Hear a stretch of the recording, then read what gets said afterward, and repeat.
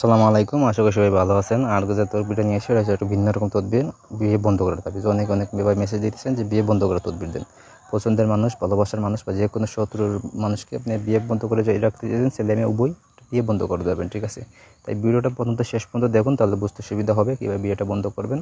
আমাদের দিয়ে যদি ওইরকম কোনো কাজ করতে চান, তাহলে স্ক্রিনে নাম্বার আছে, নাম্বার যোগাযোগ করবেন, ইমো, হোয়াটসঅ্যাপ বা সরাসরি কল করবেন। আমরা শতভাগ গ্যারান্টি দিয়ে আপনার সেই কাজটি করে দেবো।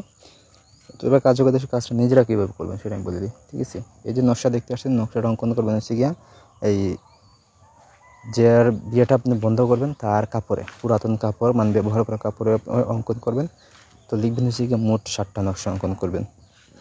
লিখবেন জাফরান, মেশকো, কুমকুম, দুচাকাশের রস, গরুচেনা একসাথে মিশাবেন, মিশাইয়ে কালি তৈরি করে, নিজে কালি তৈরি করে ওই কালি দিয়ে আপনি অঙ্কন করবেন, ঠিক আছে? নকশার নিচে হচ্ছে দেবেন ওই ব্যক্তির নাম, যার বিয়েটা বন্ধ করবেন তার নাম, তার বাবার নাম, সঠিক যে নামটা আছে নামটা ব্যবহার করবেন, দিয়ে আপনি অঙ্কন করবেন হচ্ছে গিয়ে সোম এবং শুক্র, এই 2 দিনের ভিতরে যে কোনো একদিন পাক পবিত্র স্থানে বসবেন, বসে নিজে পাক পবিত্র হয়ে ওই তাবিজটা লিখবেন, ঠিক আছে? একাধারে বসে লিখবেন, কোনো গল্প গুজব কোনো কিছু করা যাবে না।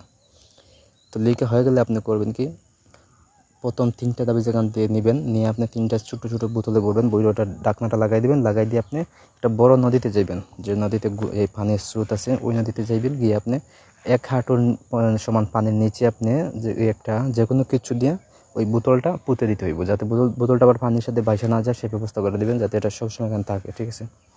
আর হয়েছে গিয়া একটা তাবিজ নিয়ে আপনি পুরাতন শ্মশানকাটা যাবেন, গিয়ে আপনি ওখানে পুঁতে দিতে হইবে একটা, যাতে বোতল না বোঝা যায় সেভাবে পুঁতে দিবেন, মাটির নিচে ঢুকে দিবেন। আর একটা হয়েছে গিয়ে আপনার বাড়ির ফুসকুনি বা আপনার ঘরের একটা ফুসকুনিতে এই মনে করে একটা কোনায় আপনি রেখে দিবেন এই বোতল।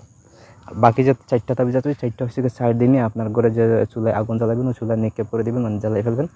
তাহলে আপনার যে কাঙ্ক্ষিত ব্যক্তি আছে সে আপনার 4 দিনের ভিতরে তার বিয়েটা বন্ধ হয়ে যাবে, বছর যাইব, তার কোনো বিয়ে হবে না, শুধু বসে বসে দেখবেন, ঠিক আছে?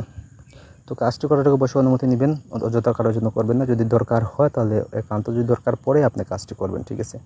কোনো কিছু জানা বা বোঝার থাকলে আমার সাথে যোগাযোগ বা পরামর্শ করবেন, তারপর কাজটি করবেন, বসে কাজের ভালো গুলা পাইবেন। তো ধন্যবাদ সবাইকে, ভালো থাকুন, সুস্থ থাকুন।